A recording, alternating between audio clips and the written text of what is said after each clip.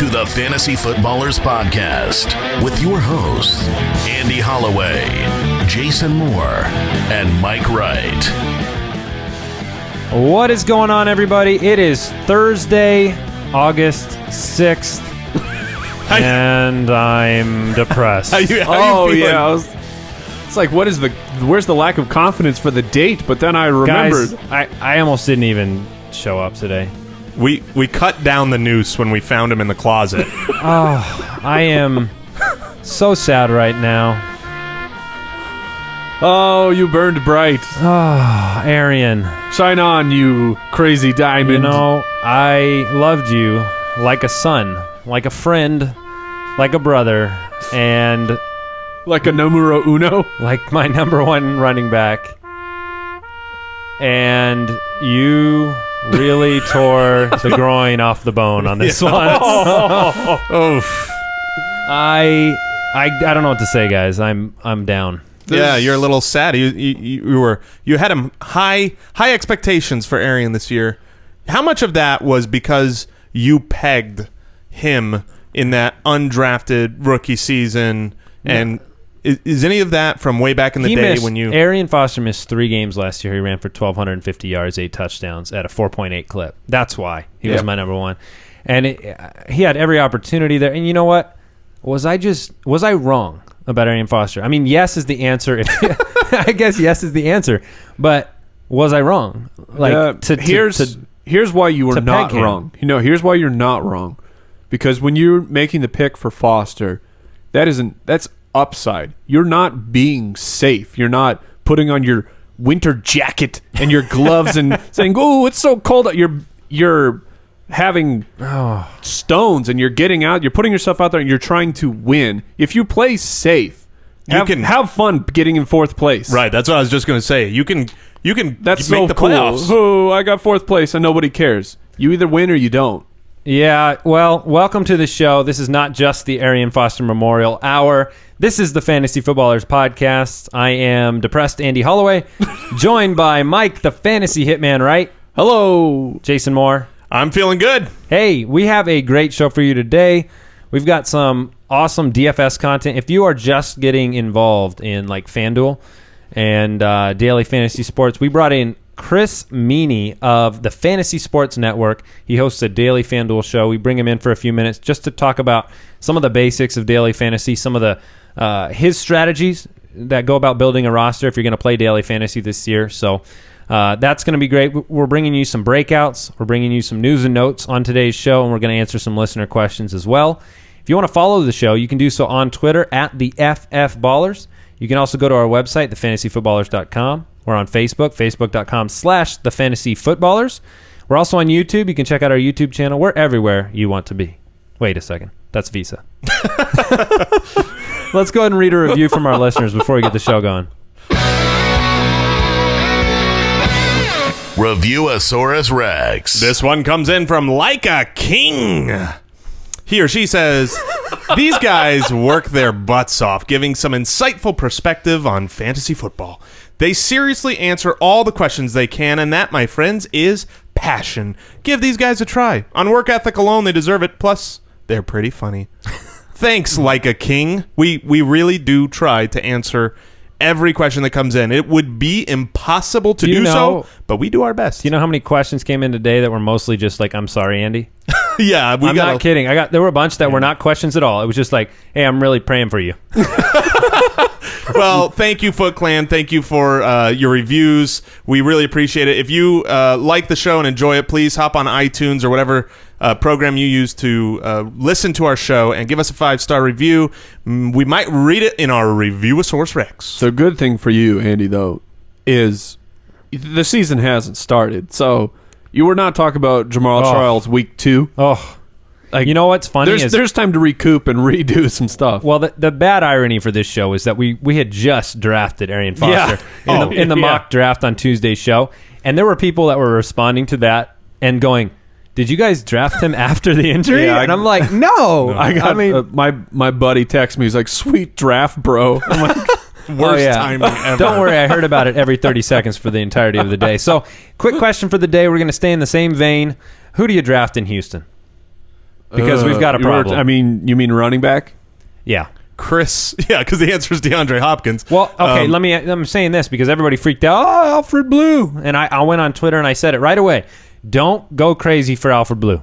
Yeah, you did. And I think I'm with you there. Do you agree with me is the question. I do agree. I think Chris Polk is a better option for 3 reasons. One, the reports coming out are that he is probably going to be the starter, despite everybody thinking it's going to be Blue. So that's questionable. He could be at least, right? We don't know yet.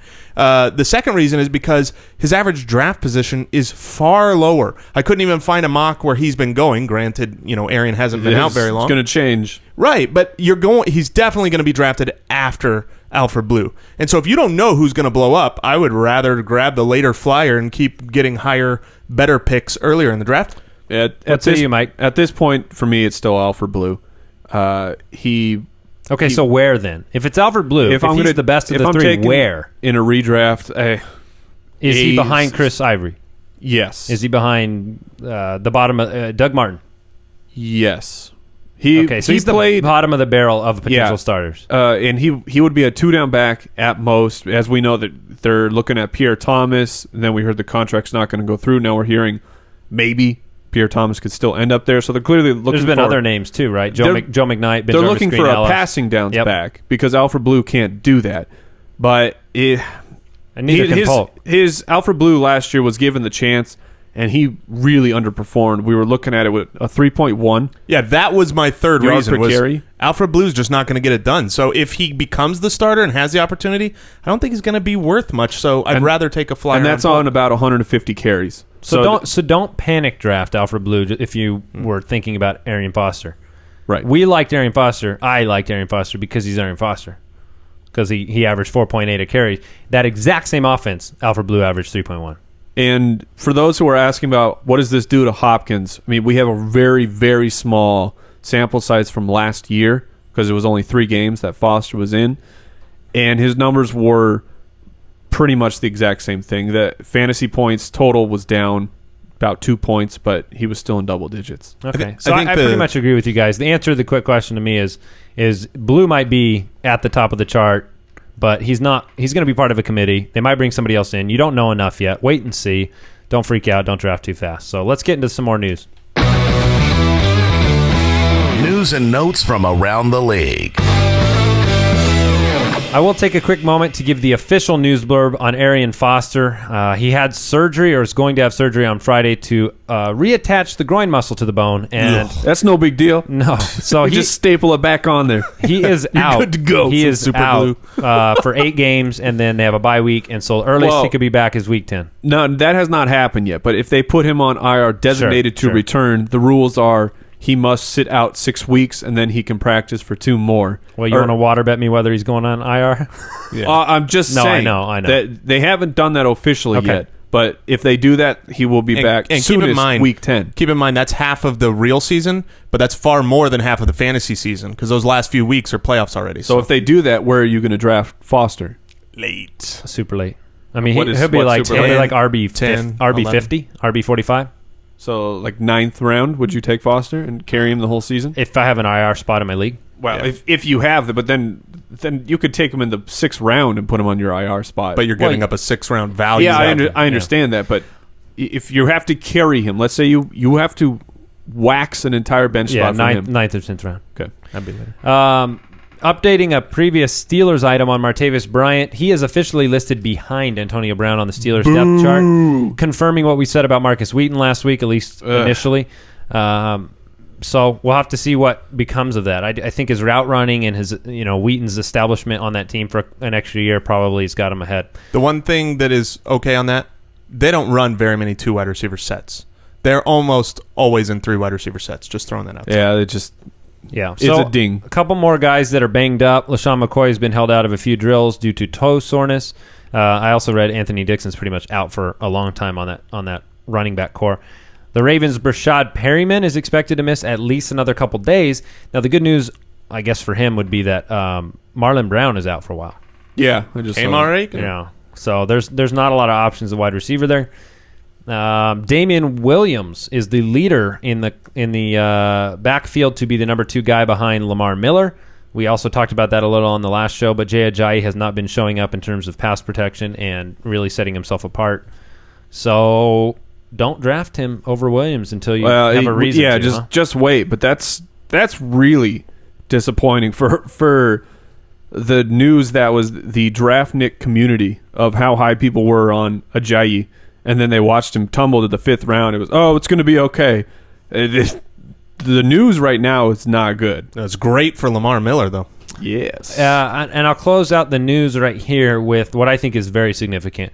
Zach Ertz has not run with the ones yet. He has been with the second-team offense all offseason. So he's a really good example of somebody that, Jason, I've been high right? on him. I've been very high on him in this offseason, but this is a perfect example here where when you're predicting before the offseason, you have to then stay with your eyes wide open. And the reason we liked Ertz was because he only played in 50% of the snaps last year, and I expected that to go up. If he is now practicing exclusively with the second team, I'm not confident that he's going to go to 80% of his snaps on the field. So I'm definitely moving him down a little bit in my rankings, but I'm going to keep watching him, especially in the preseason, things like that. And I think there's one more piece of news we have to talk about. Absolutely, yeah. Michael Floyd of the Cardinals has, is it a dislocation? Is that what it is? Initially, they said he broke 3 fingers and it was going to be 6 weeks, and then Adam Schefter tweeted out it was only a dislocation, and that's a 3 to 4 week.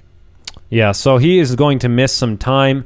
If you want to look at glass half full, you're talking about John Brown. You know what time it is. Is it John Brown time? It's time to go downtown with John Brown.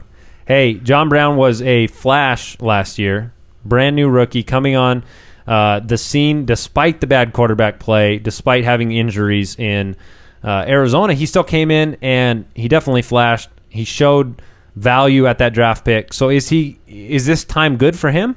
Yeah, it is tremendous for him before the OTAs. During OTAs, John Brown, for us in Arizona, John Brown was the talk of the OTAs, where players were very impressed with him. He put on a good amount of muscle, which was kind of his problem, is he was just a little bit too small. But now with his new added weight, and he's still fast. Do you know who John? He could hold the job. Do you know who he's living with? Is he living with Palmer? He is living with Carson Palmer. Oh, I love it. Yeah, love it. So bad news for Michael Floyd. I still think if he's back before the season, he's going to make. He was so much better with Palmer last year than without. So this is make or break for Michael Floyd, though. And Michael Floyd is a tremendous blocker. Tremendous. Make or dislocate, Andy. It wasn't broken. Oh, that's true. Mm-hmm. All right, we're going to take a few minutes and talk a little bit of FanDuel and DFS. Remember, if you are looking to sign up for FanDuel this year, play some daily fantasy football, you want to go to FanDuel.com and sign up with the promo code BALLERS because you get... Ballers. Yes. You get up to $200 when you do that. So we're going to take a minute right now to talk to Chris Meaney of the Fantasy Sports Network. You talking to me? The Fantasy Footballers are now joined by Chris Meaney, a DFS expert from the Fantasy Sports Network. Why don't you say hello to the Foot Clan, Chris? Hello, guys. Pleasure to be on the Fantasy Footballers podcast here. Excited to talk some football as we're just about a month away. Yes. We are very excited, and thank you so much for joining us. Now, we want to get our listeners ready for daily sports because we know it's growing, it is booming, but not everybody is doing it. There's some people who might be a little intimidated by it or don't completely understand it. So let's start from the basics, right? So we're talking mostly FanDuel here, but can you explain how does daily fantasy football work? Well, daily fantasy football, you know what, it works in a way where it's really, really fun because you basically get to have whoever you want in your lineup. I love my annual leagues. I love drafting. Drafting is so much fun. I think that's the biggest thing about fantasy football that people like. They like to get together with their buddies and whatnot, and they like to draft a team. But you know what, daily fantasy sports, for instance, if you weren't able to get ODB, Beckham Jr. last year off the waiver wire, and you were able to see all of his one-handed catches, his fantastic plays, and you were like, I'm not getting any fantasy points from this. You know what, if you were to play daily fantasy sports, you could have Odell Beckham Jr. in your lineup every single day. There's a lot of websites out there, DraftKings, FanDuel, of course, Fantasy Sports Network. I'm the host of the FanDuel show, and a lot of people are learning. A lot of people are trying to get into it. And I say for people that are, just new to it, there's free rolls out there. There's contests that you can go into and they're completely free. And sometimes there's prizes that you can win. There's prizes you can win free entries into money contests as well. And it just gives you a grasp of how things work. But basically, the scoring is pretty much the same as your standard league. Some leagues are a full point PPR, point per reception. I know FanDuel is half a point per reception too. And all your touchdowns are worth 6 points, except for your quarterback throwing. It's worth 4 on FanDuel. But it's just a fun way to basically get whoever you want in there. For example, an Arian Foster. You may be really high on Arian Foster. You wanted Foster this year. Yeah, Andy. We're talking to you, Andy. Yeah, I know Andy's pretty high on him. Just an example, Arian Foster, I love him too. The upside is huge. This has been, when he's healthy, he's, if not the number one running back over the past few years. But maybe you're a little bit wary on drafting him because of the injury concern. And as we've found out over the past few days is, he's going to be bothered again this year by the hamstring. But if he's healthy, you get to have this guy in your lineup anytime that you want to have him in there. And so how do you go about constructing a roster? Because we're talking people that maybe they've never even logged in. You don't draft, right? Talk about it. What is the way that players are added to your team? Okay, so if you go to FanDuel.com, they already have the first week pricing up there. So you can click any contest that you want to join. You just join it and you're not paying. You can just go in there. You have to hit submit until you're all done. So you can join a contest, you see up the top, and then you have an average of $60,000 to spend. So that's your purse. Right, so it's salary cap. Salary cap. Correct. You got a quarterback, you need 2 running backs, you need 3 wide receivers, you need a tight end, a kicker, and a defense. The average that you can spend on each position is $6,667. Now, you're looking at your quarterbacks. The top quarterback off the board is Aaron Rodgers. You plug Aaron Rodgers in there, all of a sudden you only have $6,288 left to spend. Aaron Rodgers is $9,700. The running backs are very similar. AP, Adrian Peterson, $9,200. Julio Jones is $9,000. Your tight end, obviously, Gronk plays he plays on Thursday, so that doesn't count. It's a Sunday, Monday competition. You won't get your Thursday games in there. So Jimmy Graham is a top tight end at 6'9", and then your kickers, your top kicker Justin Tucker at 5'2", and then your defense Seattle at 5,000. Now kickers and defenses, this is just a strategy I like. I like to hunt those positions. It's all matchup dependent. I'm not really worried about my kicker. I'm not going to spend a lot of money on my kicker. That's a way that you can save a few bucks. Usually you go for a $4,400 kicker. Your defense is obviously really matchup dependent. For example, I love the Jets week 1 against Cleveland. They're my number 1 D this year. They're not the most expensive defense on the board. You're saving a few bucks that way. But yeah, so that's the lineup that you need to do. There's all kinds of different contests that you can get into, but for the most part, you really want to, that's how you average out your pricing, and just about $6,000 per guy. Okay, great. So you segued nicely for me into building a roster. You talked a little bit about it with your kicker and your defense. How do you personally go about constructing your roster? Where do you start first? I think I start with the quarterback. It's much like baseball where you want your pitcher, and that's where you're going to get the majority of the points from. Just from last year on FanDuel, if you're taking a look at QBs, the number 1 quarterback in terms of points per game was Andrew Luck at 23.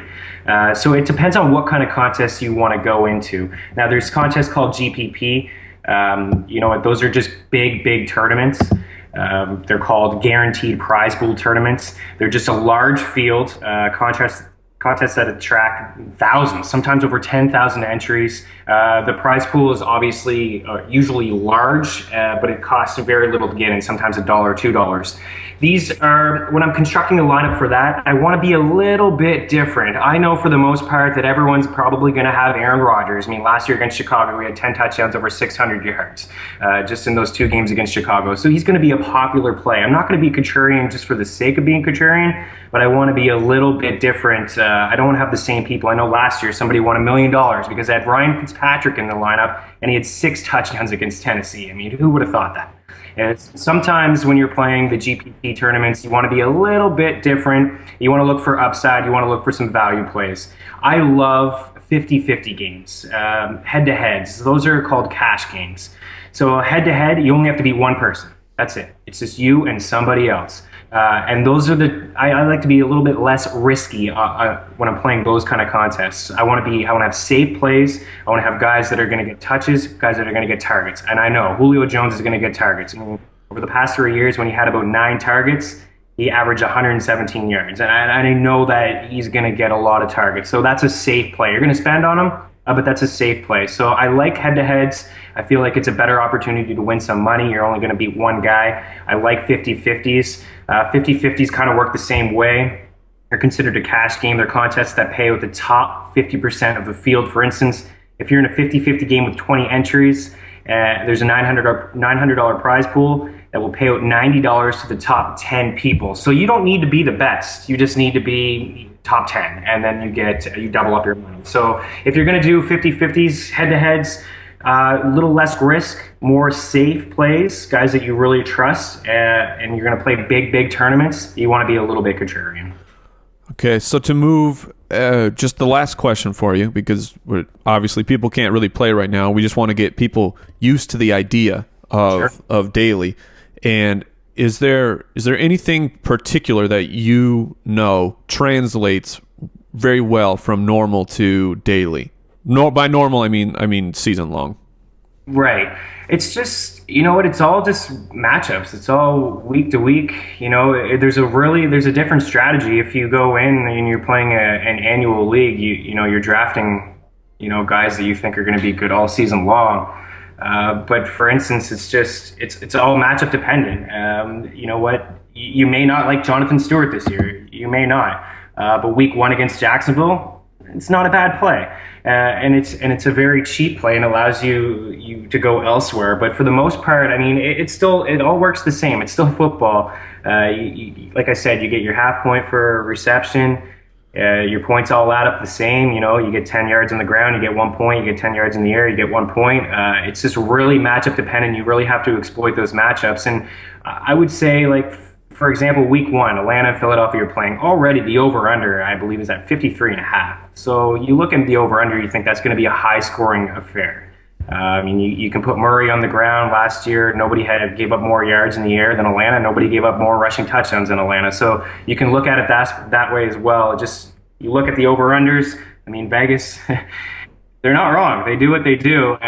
And they got their over-unders on the game. And you know what? If you look at a matchup and it's going to be high-scoring, a lot of points, that's the way you want to go.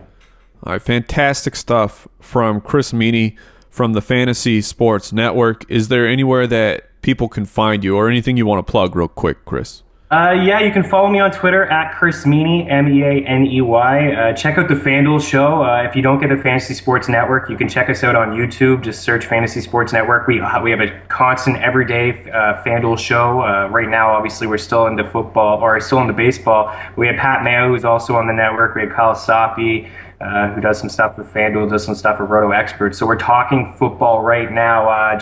Especially all the people that are really, really new to DFS. We have a month or so to go over the rules, the pricing, matchups we like week 1 to get you all set. So I suggest maybe checking out the FanDuel show on Fantasy Sports Network. All right, great stuff, Chris. Thank you. Thanks for having me. All right, thanks to Chris Meaney for joining us today. And before we get to the breakout section, we got to take a minute and talk about Audible.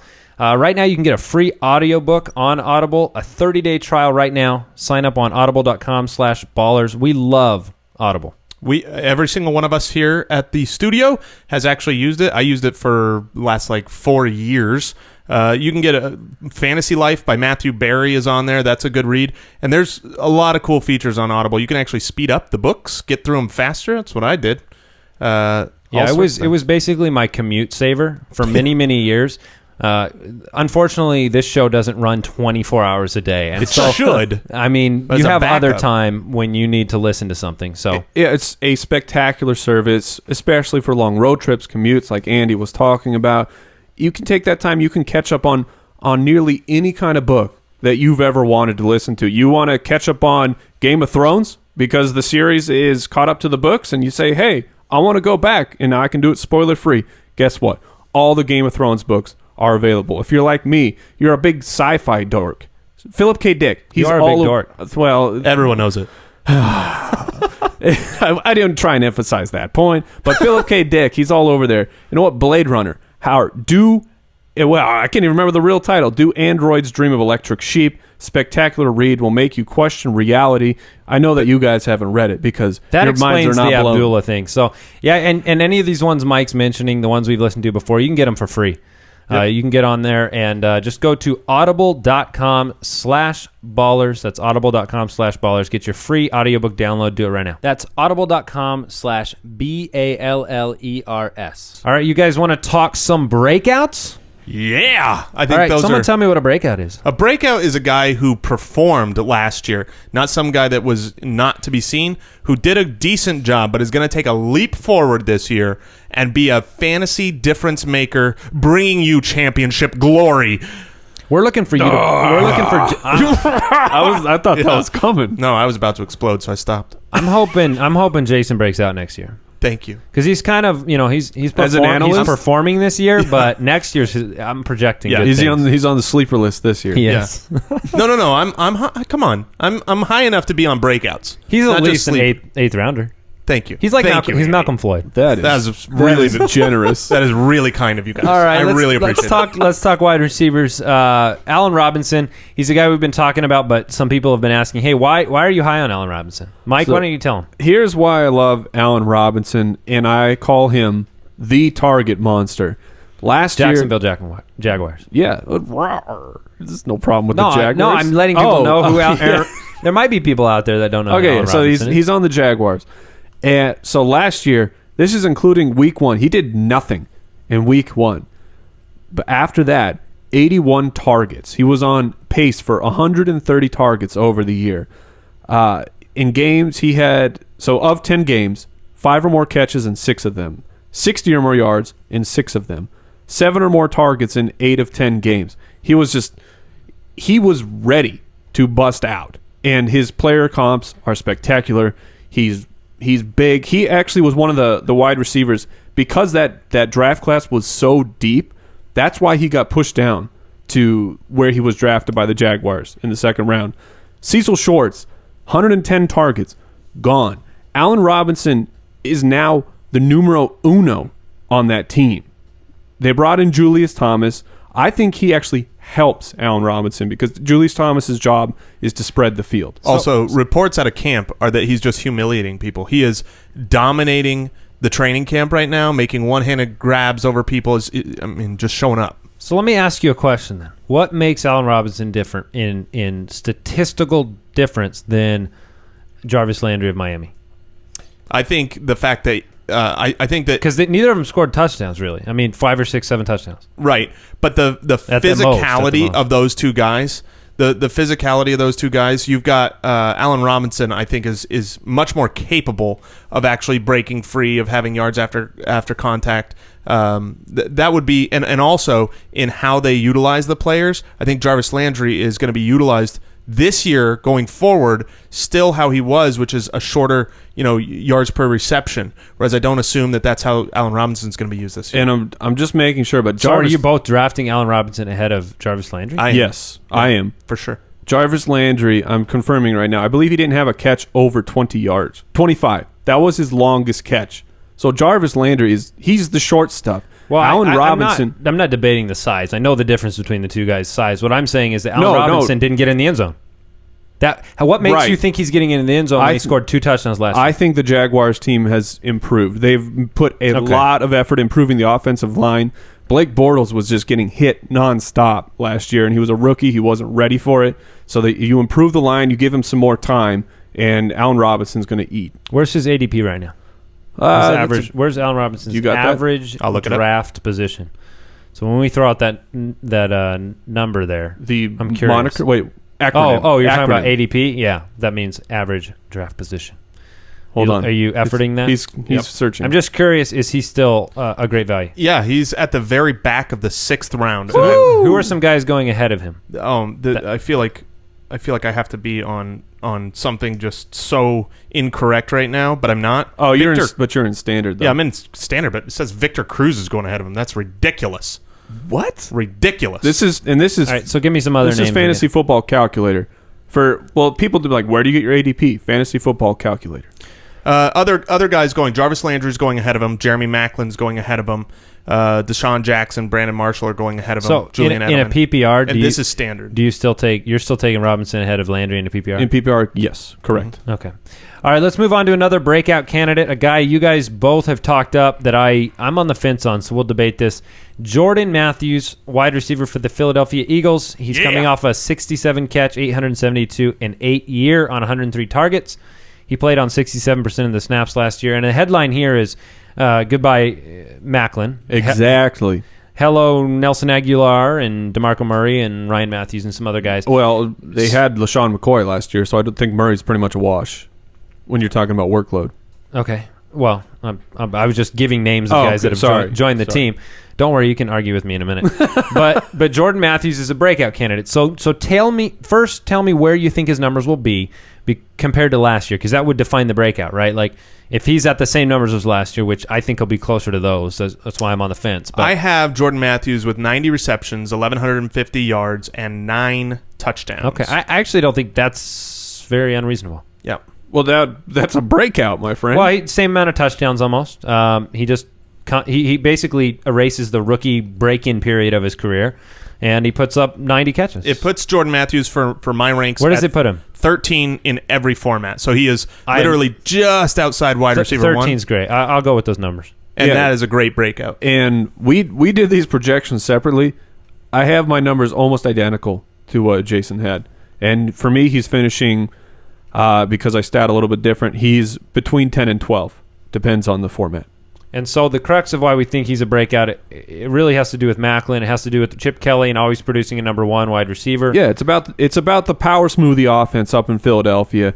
Chip Kelly came in. He turned Deshaun Jackson into a wide receiver 1. The ultimate boom bust guy. Had some actual solid week-to-week play, enough to become a fantasy wide receiver 1. Deshaun Jackson leaves, or whatever happened up there, and people start to freak out. Jeremy Macklin coming off an ACL surgery. He's a beast. He's a wide receiver 1. And he had 143 targets last year. Those are gone. He played almost 300 more snaps than Jordan Matthews. I mean, there's going to be a wide receiver 1 in Philadelphia. Are you going to put your chips on a guy who's 6'2"? He's already played in the NFL a year. He's massively talented, and he showed that last year. Or do you think it's going to be a rookie? No, I don't think it's going to be a rookie. Pro Football Focus has a great stat that I think really shows the value of the quality of a wide receiver, which is essentially what is the QB rating when targeting a specific wide receiver.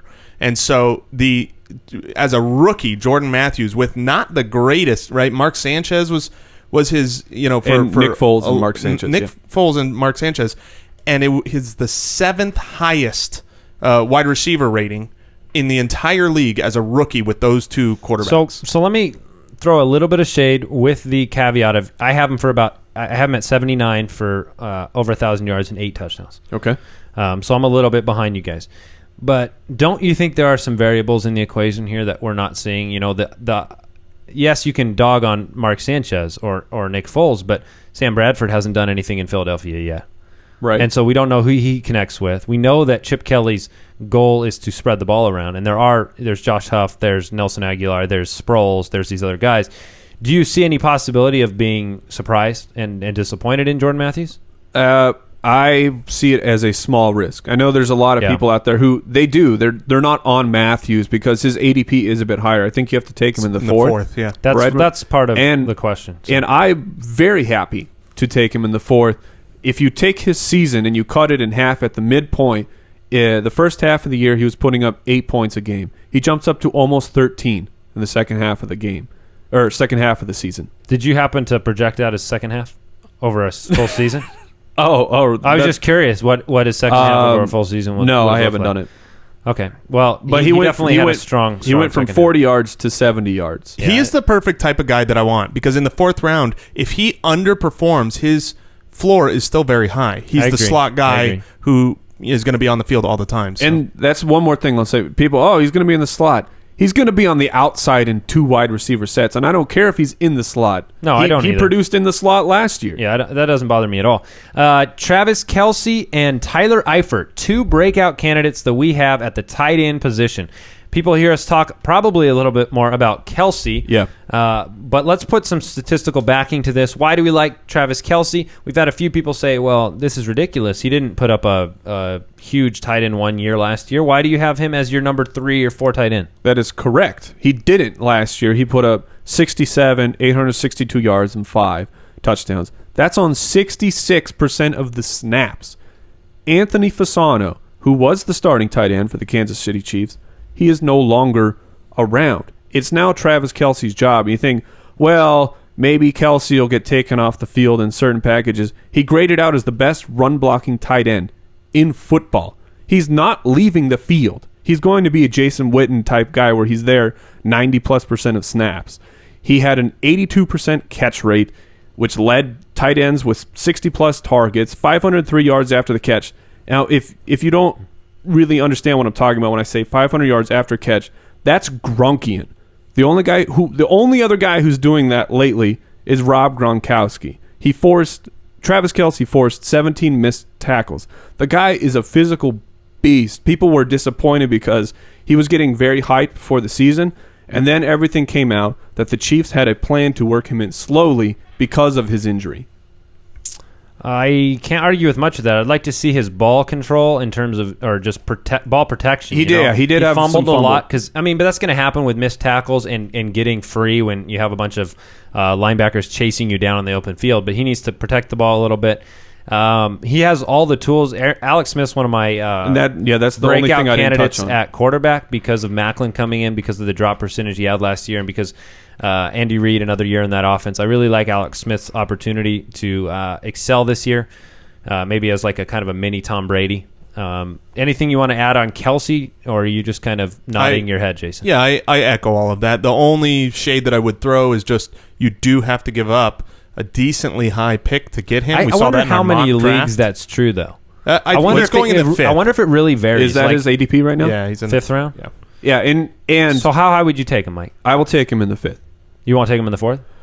If I'm at the very back, and it just depends on what the player pool is all looking league at. formats. Yeah. Okay. But I mean, and normally I completely agree that if I don't get Gronk at the top of the draft, which I'm not usually looking to do, I'm not going to take a tight end early. But I'm just so confident, feel so good about Kelce with his everything he did last year, combined with Alex Smith, who was great with Vernon Davis. Travis Kelce fits Alex Smith's game so perfectly. Yeah, I agree with that, and I think all the camp reports about Kelce and how he's looked so far are good as well. Another guy who has looked exceptional in camp, he is somebody who's ending up on almost all my MFL teams, all my mock drafts. And if I don't take, for some reason, Gronkowski in the back of the first or something, if I don't end up with Gronkowski or Kelce, this is the guy that ends up as my tight end. That's Tyler Eifert for the Cincinnati Bengals. Gresham and Eifert last year combined for 100 in 2013. Oh, I'm sorry, in 2013 because Eifert was hurt last year. They combined for 120 targets at that position. Gresham is gone; he's in Arizona now. Eifert's catch percentage is very high, and that offense is very good. And so there are some signs that he can be a very high volume target this year. Yeah, for sure. And what you brought up, his camp performance right now has just been lauded, not only by reporters and beat writers saying that he's making space that other people aren't making, but even by Andy Dalton himself, which, of course, in camp, people are going to talk people up. But it's one of those things where I just love seeing Andy Dalton talk about how he's so talented and he's looking forward to the matchups he gets. And he says, quote, he's going to be a big part of what we're going to do, so I love having him back. Sorry, he was a first-round pick, and I think the problem that people are having with Eifert is he was one of those tight ends that was getting hyped up for his rookie year. And a kind of a rule of thumb for fantasy is tight ends stink their first year. All of them. It just doesn't happen. And then next year, maybe this is the year. And he did something horrific to his elbow, which you can go watch if you want. But it's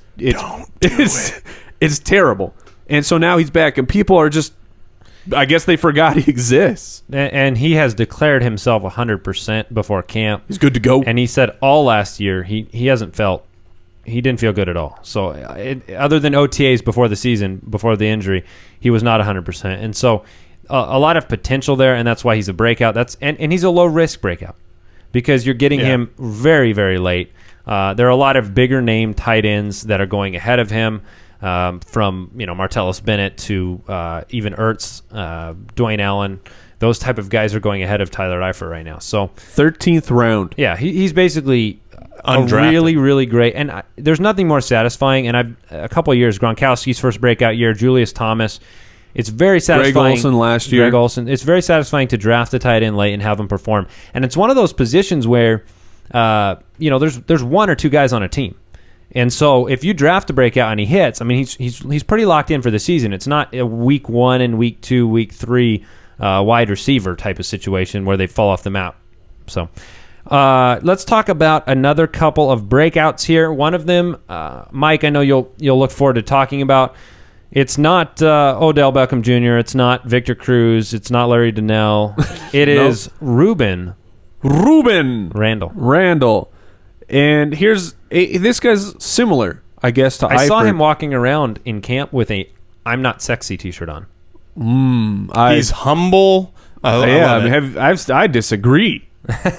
His fantasy numbers are very attractive to me. Sing them to me. So quietly, and people have heard us talk about Randall in our mock drafts, and people are saying, "Why do you like Ruben Randall?"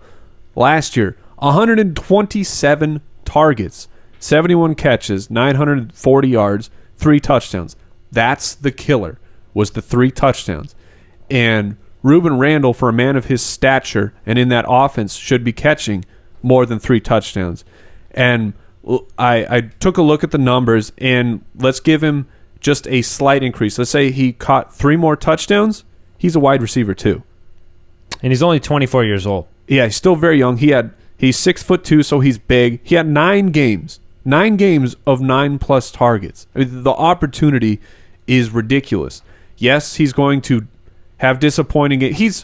I'll compare him to a Patriots running back where he's going to be dominant and look great, and then there'll just be games where he takes a nap. He's taking a little sleep on the field. You have no idea what's going on, and he won't produce. But where you are drafting Randall very late, you're not drafting him to be a starter. Yeah, I take issue with calling him a breakout candidate because I don't think how I defined saying breakout, being a guy that's going to really take that leap forward. Statistically, to help you. However, he's one of the best values in the draft. Like Mike was just saying, you're getting him in the 13th round. And not only did he actually perform last year, he just didn't have touchdowns, but he's got every opportunity to beat that. So I've got him statted right now as about my number 30 wide receiver. So he's a wide receiver 3. But if I can get a starting, finishing wide receiver 3 in the 13th round, that's incredible value. Nobody is liking him, and I think Victor Cruz is really helping Randall a lot right now because everybody's starting to push. I mean, Victor Cruz, we just saw, was in the 6th. That's ridiculous. So just for the record, do you take Randall over Cruz? Yes. You do? Mike? I do. Mike? I will have Randall on my team and not Cruz, but I certainly wouldn't take him ahead of him. You would? Well, I'm just saying draft-wise, I will let Victor Cruz go off the board. board. Who do you think is going to have a bigger fantasy season? Absolutely Randall. 100% Randall. And I smell what you're cooking here, Andy. Do I smell this right? Cooking? Are you cooking a water bet? No, I'm not. I actually have Ruben Randall ahead of Cruz. The consensus ranking, if you go to fantasypros.com and you get the consensus ranking from experts, they all have him at 52, Ruben Randall. The 52nd, and that's wide receiver. So if he's not a breakout, he's a value. Nobody likes 130 targets, apparently. Let's move on to a quarterback, and I hesitate to use the word break with this guy. Oh, yes. Tread lightly. I don't want to tread lightly, scare him off or cause an issue. But let's talk about another Eagle, not Jordan Matthews, but Sam Bradford. In 2013, in 7 games, how did he perform? So 2013, remember, Sam Bradford, this was a while ago, he was on the Rams. The Rams, who were... Hey, now, I like the Rams. They were. Did you a couple years ago? They are a spectacular defensive team. I'm just saying, give them their due. They're not known for their offense, especially a couple years ago. In 7 games, 4 times he was a quarterback 1. He was a top 12 finisher with really no weapons around him. He's moving to the power smoothie offense with Chip Kelly, where the Eagles quarterbacks are dominant.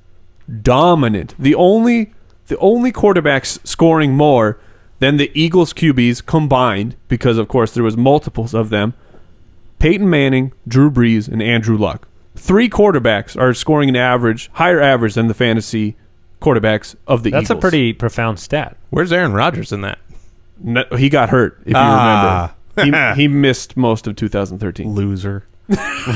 Sorry, I'm sorry, Aaron. That was uncalled for and unprofessional. I can promise you, Aaron doesn't care. Yeah, that's true. He's not so listening chill. to you. He is the most chill guy of all time. Did you see him doing his workouts with Olivia Munn? Yeah. You're talking about sword fighting. Yeah, when she was sword fighting for X-Men, and he's in the background just kind of.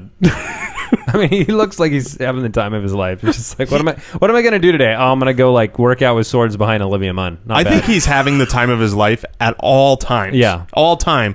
So how did we get on to Aaron Rodgers? Breakout candidate. So, yeah. Oh, can I call Aaron Rodgers breakout candidate? I'm really confident he's going to water bet. No, you can if you think he's going to break out more than what he did last year, then you go ahead. Well, he will be number 1 this year. I'll say that. Okay. So, anyways, back to Bradford. Another amazing thing about the Eagles, Chip Kelly took Mark Sanchez, a 54% completion passer, who is known. What's the number one thing that Mark Sanchez is known for? Butt fumble. Thank you. Yeah, it's the butt fumble. He took the butt fumbler and turned him into a 64% completion quarterback. Close butt fumbler. Close at number 2, though, is... Don't talk about number 2s when you're talking about the butt fumble. Oh, man. I was going to go with him being tattooed on Rex Ryan's arm or whatever. Oh, yeah. The jersey. Yeah, there's that, or what if it was Tebow or whatever. No, he had a good year. The system is conducive to quarterbacks, is what you're saying, and to quarterback performance in fantasy. And so whoever's starting there, if he can stay healthy, he could be a huge steal and a breakout, because he can finally have that good year, that year that we've been waiting for from a quarterback with the pedigree to be an elite quarterback. And Bradford's he's not just a guy. Bradford's stats have increased every year. We always talk about wanting guys to get one better. One ACL injury to 2 ACL injuries to they go up and up. So no, that's a good. Matching the Eagles' offense is also his deep ball. I don't think he gets enough credit for throwing a great deep ball, because he's been on a team that hasn't really played that way offensively. But with Chip Kelly and the Eagles, I think he's going to have a lot. If you're a league very common that rewards, over 40 yards on a touchdown pass, I think they're going to run so much drawing the defense up, and his accuracy on a deep ball is just a thing of beauty. Go watch you can go to YouTube and watch a video of all of his passes over 20 yards, and it's awesome. That leads me to my final stat. Oh, you got another stat on him? No, we got to move on. We got to get to the mailbag. On Mark Sanchez, he was a 6.5 yards per attempt guy, 7.8 on the Eagles. Boom. You don't care about YPA? You don't care about fantasy points? It's fine. It's good. I'm looking forward to seeing what Bradford can do in that Bradford. No, if you're in a league with Mike, you're not getting him. That's what true. I just Second round learned. pick, Sam Bradford. All right, let's talk. Let's answer some questions. Mailbag. Sam Bradford. Yeah. I would have loved it. If you could have taken your shirt off and you had a Bradford jersey underneath that, I would have just fallen over. I didn't see this becoming the Sam Bradford show here today. I did not either. But I didn't either, but then I got Mr. Ho-Hum Dowder over there. No, I just wanted to answer some listener questions. Listeners want to hear about Sam Bradford. His YPA. We love the Foot Clan. Let's hear them. Yeah, well, first of all, if you have a question for us, you can go onto the website, thefantasyfootballers.com, and click the Submit a Question button. It's easy. And then they get delivered to us by courier. Yep. By pigeon. Pigeon, sometimes. Jason from Brooklyn wants to know, who do you think would be a better second keeper? Wait, what? Who do you think would be a better second keeper? Adrian Peterson or Eli Manning? It's a 2-quarterback. I know. I forgot. I didn't look at that and I laughed. My other keeper is Antonio Brown. He has the 5th pick in the draft, and it is a 2-quarterback league, 12-team, 1-point PPR. It's Adrian Peterson. Yeah. You keep Adrian Peterson. You draft Eli at 5 if you have to. I guess. Yeah. Let's answer a voicemail one. Hey guys, this is Nick. Just wanted to say, love the show. I had a quick question for you. With preseason coming up, my question is, about how much does the preseason weigh on your final decision for rankings, in both the veterans and the new guys? How does it sway your rankings? And just wondering how much I should be paying attention to preseason. Thanks. Thank you. That is an awesome question for this time, because we're about to get the Hall of Fame games on Sunday. We're going to see a lot of preseason football. And so, I mean, I can kind of just share how I look at it from a fantasy perspective. I don't look at stats, okay, very often. For the preseason. For the preseason, obviously. Not for the regular. In the regular season, I just go by jersey number. That guy's... The highest jersey number, the better. I like his shoes. Des Bryant's great. But stats in the preseason are obviously super deceiving. I mean, you can put in a third-string Kerwin Williams from the Cardinals can go out and run for 150 and 5 touchdowns. That doesn't matter. But what I do pay attention to is some of the names that we talked about today. Tyler Eifert. A few years ago, like we mentioned, Julius Thomas. I saw Julius Thomas in the preseason. I saw him come into the first-team offense and get targeted to the point where I was saying, wait, is that Demarius? That's not Demarius out there? What's that Thomas running around? Why is he getting targeted so much? You can kind of see evidence of a game plan. And so I'm watching first-team offense, and I'm watching confirmation of some of the things we talk about, because we can project anything we want, but if you don't see some confirmation, the Ertz news that we got today, if I see Ertz out there in the first-team offense catching a lot of passes, it's going to teach me something about what's going on. Yeah, it's about that make sense? Yeah, scheme and depth chart, not so much how good a guy does, because you just don't know what competition is. Well, there. Chris Henry is the famous name of superstar preseason wide receiver. I mean, Chris Henry of the Bengals used to go out and, this is going to be his breakout year. And Victor Cruz was too. Yeah, he was. I remember that. Broke and he was. 2 quick points to trust your eyes, and trust your eyes against first-string defense. Yep. Don't be shocked when a third-string guy is crushing third-string defense. And 2, of trusting your eyes. See when a guy is improved. Last year, I remember watching Mark Ingram in the preseason, thinking, He looks a little this different. does not look like Mark Ingram. And I didn't move him up my draft boards. I left him where he was because of his reputation of always stinking, even though my eyes were telling me that Mark Ingram looks a lot different. And then we know what he did last year. That's a good point. And you can, I mean, other than watching the preseason, they have a pretty good product on NFL.com where you can go back and watch preseason games very fast. You know, they take the commercials out. It's all really quick. So I like looking through the first-team offenses on those and just trusting my eyes, like you guys said. So let's answer another one. Hey, guys. Love the show. Just started listening a couple weeks ago. Gets me through my work day. Just had a general question. Do you think there is ever a time that you can ingest too much fantasy information with all the podcasts, Twitters, Facebook posts, radio shows, mock drafts? So, again, if you can answer that, it'd be great. This is Patrick from Iowa. Thanks. Patrick from Iowa. What's happening? You can never ingest too much fantasy football. Patrick, wrong question. Well, I guess it depends. It does depend on source. I would say that, just in the sense that if you have a bad source and you keep hearing the same bad stuff, like if it's your buddy Joe and he keeps saying stuff and you just hear it from him, I would say check your sources.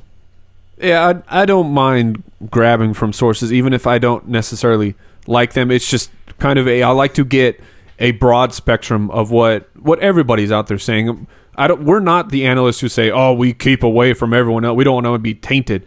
I listen to what other people have to say, and then in my head I say, "You're very wrong," or "You're correct. I agree with you." And just like you guys when you're listening. I agree completely, and I think that one of the things I think Colin Cowherd always used to talk about is new information means, you're going to change your mind. New information means new ideas. So we try. If you get new information, I'm not going to, like right now, I'm not drafting, I don't know, Arian Foster number 1. Oh, so sad. I can't live. If you haven't been onto YouTube, you living is without you. I did post kind of a memorial goodbye to Arian. That was not goodbye for the season or his career. That was me saying goodbye from my rankings. Yeah, to his groin. No, I didn't. It wasn't to his groin. It was to the world, so they can stop tweeting at me. That's not going to stop. I know. Here we go. Hey guys, love the show, but I'm calling you out. Don't bring calling you out on all that Frank Gore love. The guy is like 42 years old. I don't know how you can be so high on him. And I'd also like to call you out for invading my beaches every summer. I know you guys are from Arizona, from San Diego, so back off my beaches. Actually, you guys are more than welcome. Have a good one. Bye. We're just out there at your beaches. Well, first, let me just take a few candles off the birthday cake. He's 32. 32 years old. And I'll tell you why I like Frank Gore. Because of 4 consecutive 1,100-yard seasons. Is that good? That's pretty decent. What about 4 consecutive 16-game seasons? Yep. Yeah, it doesn't get hurt. And he's moving from an offense that didn't involve him enough in the passing game, didn't score a lot of points comparatively to Indianapolis. He saw 8 in the box basically every play. And so what I'm going to do here with Frank Gore is I'm going to apply the Marshawn Lynch rule, which is that you are not dead until you're dead. And when people wanted to doubt Marshawn Lynch over the past 2 years, he just went out and was Marshawn Lynch. Frank Gore is in the same mold. As opposed to the, say, Arian Foster mold. I'm sorry. I'm sorry. One's been missing. All right, I'm gonna close the show out. No. No, I'm not. Arian Foster, other than the injuries. Okay, so from an injury perspective, they're polar opposites. Yeah. But as opposed to a guy who shuts it down at age 31 because his career is on a negative arc. I mean, Gore is not going to run for 5.1 a carry. Okay, he's not Jamal Charles. But he's going to be consistent, and he's going to be healthy, and he's going to score touchdowns in Indianapolis. Yeah, remember Ahmed Bradshaw last year? I do. Yeah, who's better, Ahmad Bradshaw or Frank Gore? The unsigned Ahmad Bradshaw put up significant RB1 numbers for parts of the season last year. Yeah, Frank Gore has never run for under 4.1 yards a carry. Yeah, career 4.5 a carry. His numbers are spectacular. Yeah. Yes, he's a little bit older, but big deal. The offense is going to compensate for that. Hey, being young isn't what it used to be. Just ask Trent Richardson. It's true. Hey, if you're going to mock draft, if you heard the show on Tuesday, mock Trent Richardson. If you're going to mock Trent Richardson, you can mock draft Trent Richardson on FantasyDraftWizard.com. Hop on there. That's what we do all our mock drafts through. If you didn't hear Tuesday's show, we did a 12-team standard league draft where we drafted Arian Foster before the bad news came out. But you can listen to the rest of our picks and not laugh at us because I think it was a pretty good draft. Yeah. We pulled it out. It wasn't too bad. So the other day, I was on Fantasy Draft Wizard, and I was trying to draft Trent Richardson. And I would click, and it would say, "Are you sure?" And just kept asking. And I would say yes. It would say, "Are you really sure?" It's very good software. That's the same pop-up the Raiders got before they signed the contract. It says, "You don't want to do that." And then it just auto-drafted somebody else for Roy me. Halou. Oh, yes. Hello! All right. We will be tweeting some more breakout candidates. We'll be on Twitter. Make sure you check it out at the FF Ballers. Look out for Downtown John Brown. Thank you for listening to another edition of the Fantasy Footballers Podcast. Don't forget to visit us on the web at www.thefantasyfootballers.com and follow us on Twitter at the FF Ballers.